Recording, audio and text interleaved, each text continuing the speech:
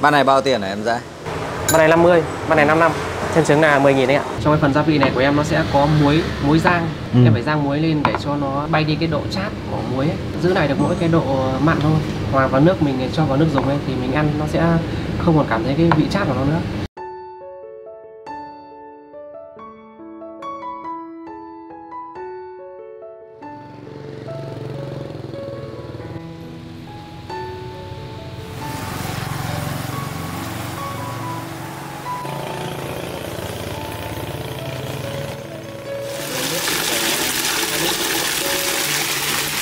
Xương này là em đã ninh xong rồi đúng không? Bây giờ là xả ra để vớt xương ra thôi đúng không? Ninh từ sáng qua đến đêm.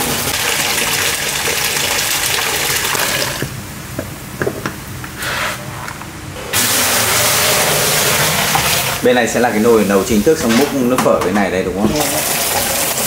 Trong cái nồi ninh xương này của em ấy thì em sẽ có 3 ngăn. Đầu tiên này là ngăn xương mới. Như anh thấy nhá, thì đây là cái phần xương mà em cho vào từ buổi sáng ngày hôm qua. Xương nó vẫn rất là mới và nó vẫn còn rất nhiều thịt bám vào. Buổi sáng ngày hôm nay, sau khi mà xả hết nước ra thì em sẽ rửa lại cái phần xương này cho nó sạch sẽ. Tiếp tục cho nước để vào và cho xương mới của ngày hôm nay vào để ninh tiếp cho ngày mai. Đấy. Còn như xương này thì sau khi em đã ninh được 24 tiếng rồi, sau mỗi một buổi sáng ninh xương xong thì em sẽ rửa lại nồi và bao nhiêu phần thịt thừa của xương em sẽ cho hết ra, chỉ giữ lại xương bên trong, sau đấy là em sẽ xả nước mới vào. Còn đây là xương mà em đã ninh được 36 tiếng rồi. Anh nhìn phần xương này nó vẫn rất là chắc. Đích là để làm gì? Để cho khi mà ninh xương ấy thì là xương của các ngày nó sẽ luôn luôn đạt cái lượng cân nhất định, tức là một nồi này của em sẽ rơi vào khoảng độ tầm 35 cân xương và cái nước lúc nào nó cũng đều. Khi mà thả xương mới này vào mà ninh thì nếu mà mỗi xương mới không, nước nó sẽ không được đều và nước nó sẽ không được ngọt thanh. Đấy. Nhưng mà khi mà em gối 2 ngày trước nữa vào sau quá trình ninh xương thì nước xương của các ngày lúc nào nó sẽ đều nhau. Em sẽ cho cái phần xương gà mà bán từ hôm qua vào để ninh ở trong nước. Em sẽ xử lý luôn từ buổi trưa, xong sau đấy thì em sẽ bảo quản đến sáng sau thì em lại là mình cấp đông luôn đấy đúng không? Ở đây thì trong cái phần gia vị này của em nó sẽ có muối rang. Em phải rang muối lên để cho nó bay đi cái độ chát của muối ấy. Giữ lại được mỗi cái độ mặn thôi. Đấy, khi mà mình hòa vào nước, mình cho vào nước dùng ấy thì mình ăn nó sẽ không còn cảm thấy cái vị chát của nó nữa.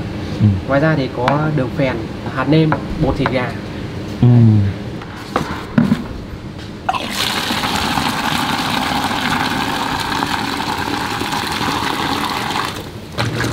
Ở ngoài giờ nó tan hết mới cho vào trong nồi.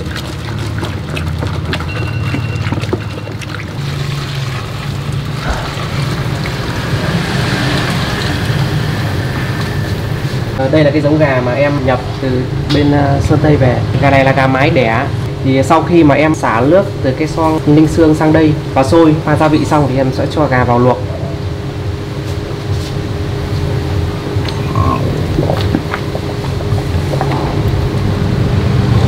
Này cho được khoảng 4-5 con nhỉ? Vâng, mỗi một mẻ em sẽ luộc khoảng từ 4 đến 5 con ạ, tùy.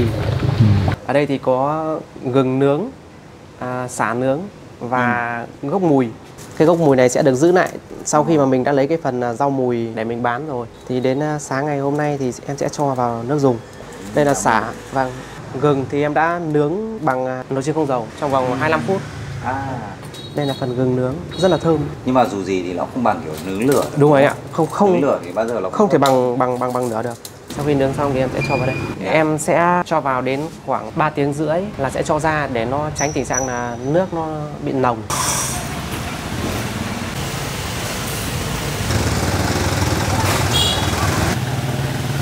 Hôm nay vẫn còn bán đảo hả anh? Bán. Bán cái này để cúng rằm đúng không? Cành nhỏ là anh bán bao nhiêu? 4-50 thôi.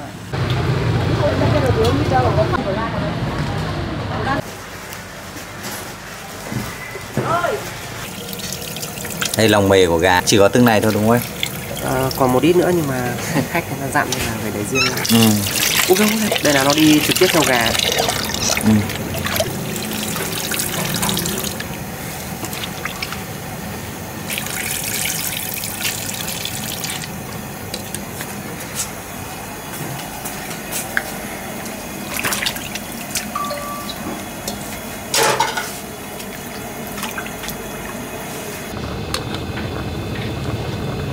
buổi sáng nhập bao nhiêu thì có bấy nhiêu thôi. Sau đấy là đến buổi chiều người ta giao tiếp thì lại luộc để bán tối thôi, chứ không có dư ạ. Khách nào mà chậm chân là không có đấy đúng không? Vâng, hôm 8 giờ 9 giờ là đã hết sạch lòng mèo. Gà thì em cứ lấy bán hết sáng, xong rồi chiều lại lấy bán chiều.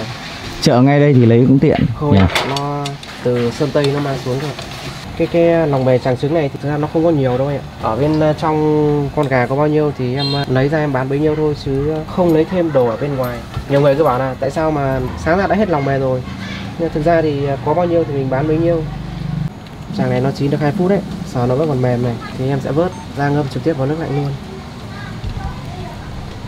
Còn cái phần gan mè thì nó vẫn chưa chín được, nó vẫn phải luộc thêm 3 phút nữa. Chàng này nó mỏng, nó chín nhanh. Đây như này là lòng đào rồi đây. À, lòng đào hả? Nếu mà luộc kỹ thêm nữa thì nó sẽ không còn lòng đào nữa. Thỉnh thoảng em bận quá à. Chín luôn đấy nhỉ. Cứ quá tầm nửa phút là chín ngay, có gì đâu.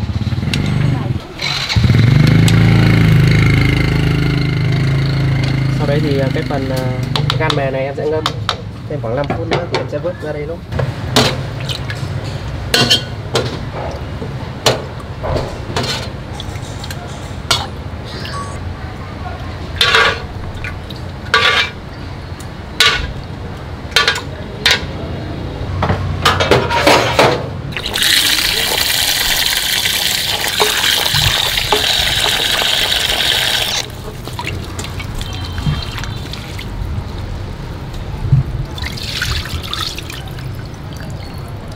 Mỗi khi nhiều hơn một chút, tại vì cái này là nó theo gà ấy anh, chứ không em không nhập bên ngoài nên là cũng hên xui.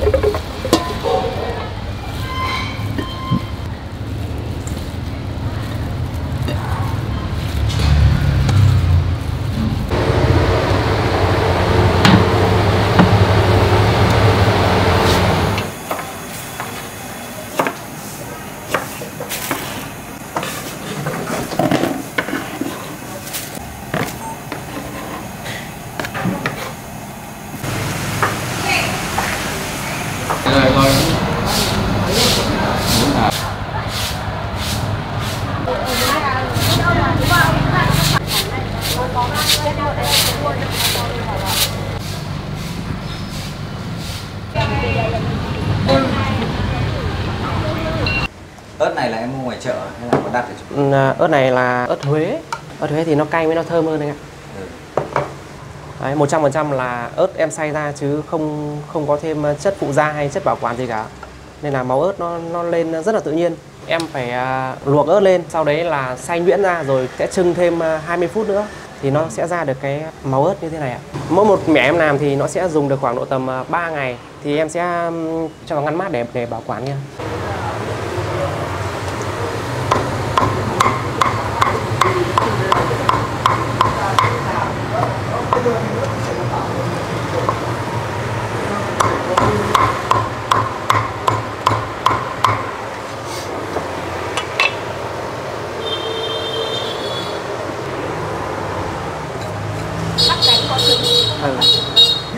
Hai bát đều có luôn rồi anh. Bát này bao tiền hả em ra? Bát này 50, bát này 55. Thêm trứng là 10.000 đấy ạ.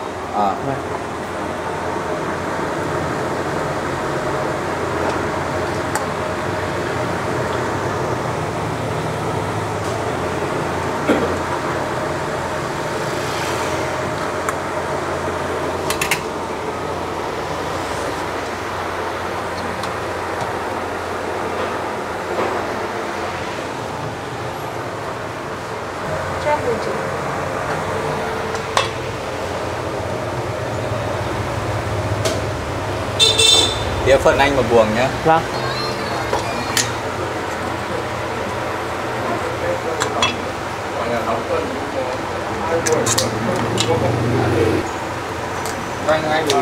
Hai đùi ạ. Vâng.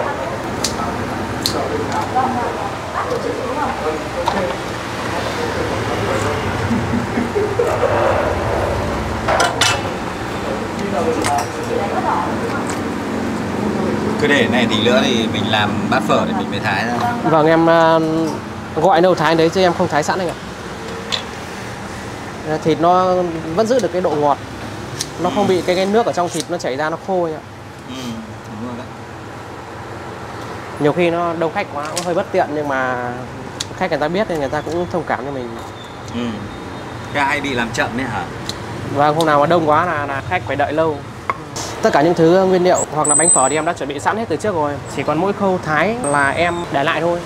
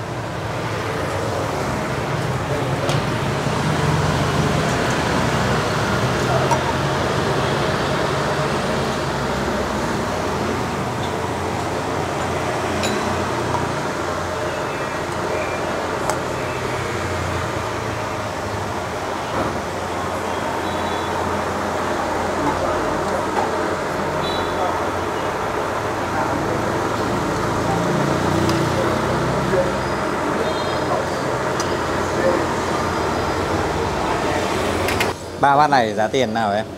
Đây là bát lẫn này ạ, là 40. Còn đây là 2 bát má đùi là 50.000 một bát. Kia nhà em có menu ở kia.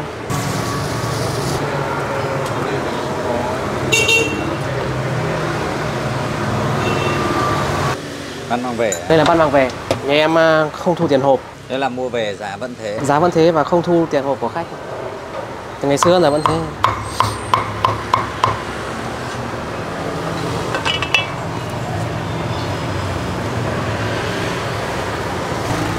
Anh cứ ra phỏng vấn mọi người anh được, tất cả đều khách quen hết mà. Thế à? Bây giờ đa số toàn là khách quen thôi. Khách lại phải tầm 8 giờ, khách lại phải giờ đi làm ấy ạ, giờ đi làm thì mới có. Quán em mở ở đây được bao lâu rồi? Được ở Phú Thành Công này thì mình mới được 1 năm rưỡi. Thế chỗ khác thì bao lâu? Chỗ khác thì em mở từ 2019. 2019 à? Là em bán ở đâu? Ở bên Mai Dịch ấy. Thế chuyển ra khu này bán thấy ổn hơn không? Không, ở bên đấy nhà em vẫn đang duy trì một quán. Thế bên kia thì ai bán? Bên kia là các bác bán. Bên kia đông hơn bên này, khách bên kia là đông hơn bên này. Thì bên này cũng mới đúng không? Vâng, bên này mới nên là vẫn chưa tiếp cận được nhiều. Ở đây là có em với cả vợ em bán à? Em với vợ em với cả 2 bạn nhân viên nữa. 2 nhân viên. Giờ bán ổn chưa? Một ngày được khoảng bao nhiêu bát? Bình quân một ngày rơi vào khoảng tầm 250 đến 300. Ở Thành Công này khá là đông khách văn phòng. Nếu mà so với cả bên Nguyên Hồng với Láng Hạ thì có thể không bằng. Nhưng mà so với một số chỗ khác thì cũng không thua kém đâu ạ. Bát này có cả tim mà. Bát này là bát lòng mề là 40. Chỉ có lòng mề thôi hả? Đúng rồi ạ. Tí nữa cho anh cả lòng mề nhá. Vâng.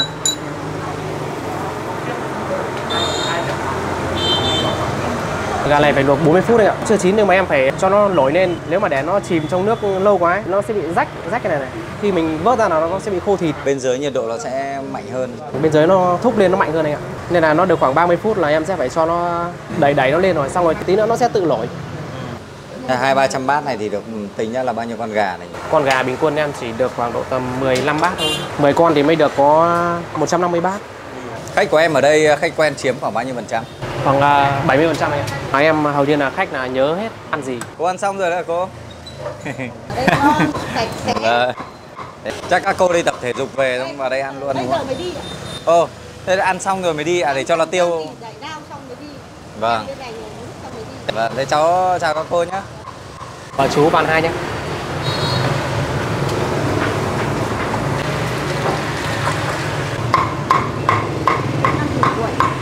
Dạ vâng.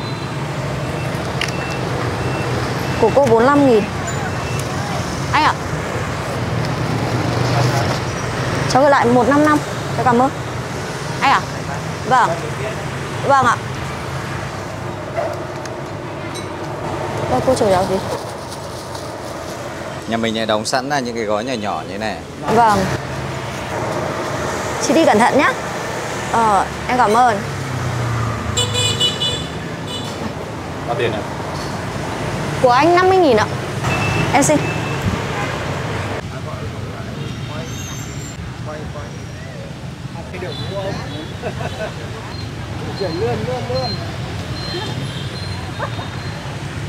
Mình gọi một bát là đùi lòng mề tràng trứng các bạn này. Thì bát này có giá là 65.000 các bạn nhé.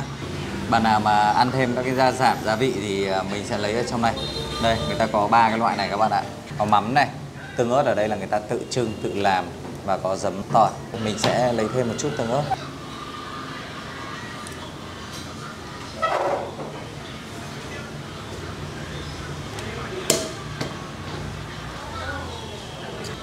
Tí hạt tiêu.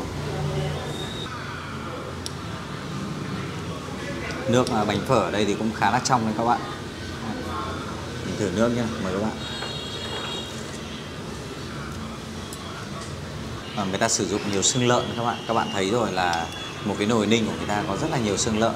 Bên trên là lá chanh này, lòng tràng trứng này, đấy, chùm trứng này. Mình rất là thích ăn nhé. Ok, mời các bạn.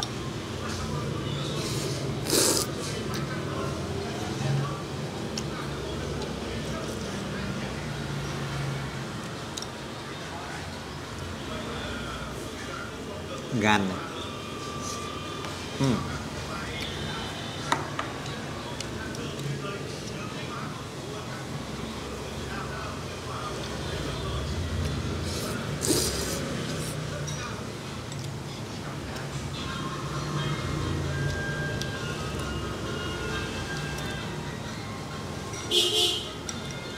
Đấy, sợi bánh phở ở đây rất là mềm các bạn nhé.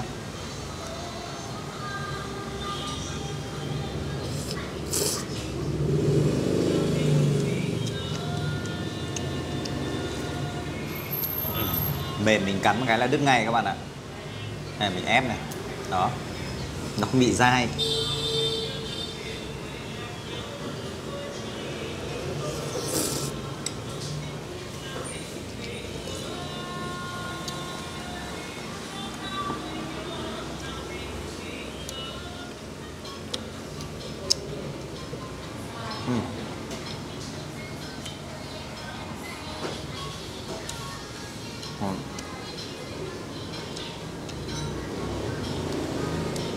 Mời các bạn.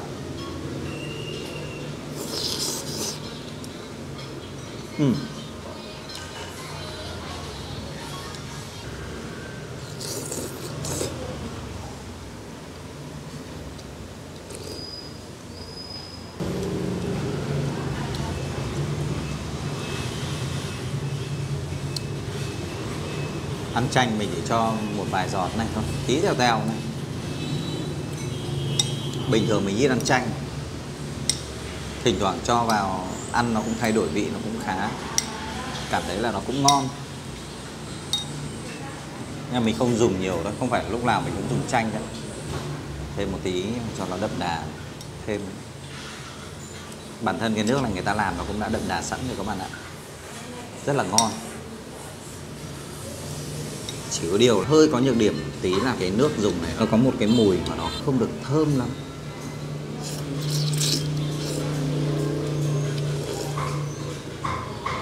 Còn vị thì rất là ngon. Thịt gà ăn cũng được, ăn không bị bã bở các bạn ạ. Ăn mềm, có độ dai mềm. Mãi ăn phở quá mà quên mất quẩy các bạn ạ. Cũng là do mình ăn phở gà thì mình cũng ít khi ăn kèm với cả quẩy ấy. Nhưng mà quẩy ở đây người ta cũng khá là ngon, thế nên mình chia sẻ cho các bạn. Rất thơm, không phải là quẩy giòn đâu. Nó là cái dạng quẩy, nó cũng ở giữa. Có chỗ thì cũng hơi mềm mềm này. Đó. Ăn quẩy rất là thơm thôi. Đây đúng là lá phổi xanh của khu Thành Công này các bạn ạ. Một cái hồ này thôi nó làm cảm giác như là không khí nó dịu đi rất là nhiều. Ở đây có cả các anh ấy câu cá đây. Một khung cảnh nó cũng rất là thanh bình. Về quán phở, theo quan điểm của mình ý, thì phở ở đây người ta nước dùng ăn nó ngọt, người ta sử dụng nhiều xương, ăn nó có cái độ ngọt thanh, nước phở thì khá trong các bạn ạ. Về gà thì mình thấy là thịt gà ăn tương đối là ổn, ăn nó có cái độ dai mềm. Đối với cả bánh phở thì ăn rất mềm các bạn nhé, bánh phở thì tuyệt vời rồi. Còn duy nhất có một thứ thôi, mình nghĩ rằng nếu mà người ta mà thay đổi được thì nó sẽ tuyệt vời hơn rất là nhiều. Đấy chính là cái mùi của cái nước phở ấy. Mùi nước phở thì mình thấy nó hơi có cái mùi gây gây một tí, nó cảm thấy nó hơi khó chịu. Ăn thì ok nhưng mà trước khi ăn mà ngửi mùi là hơi khó chịu một tí. Có thể là do là mình ăn nhiều nơi mình có cái sự so sánh như thế, còn có khi là nhiều bạn lại không nhận ra cái đấy. Cảm ơn các bạn rất nhiều đã xem hết clip này. Còn bây giờ xin chào và hẹn gặp lại.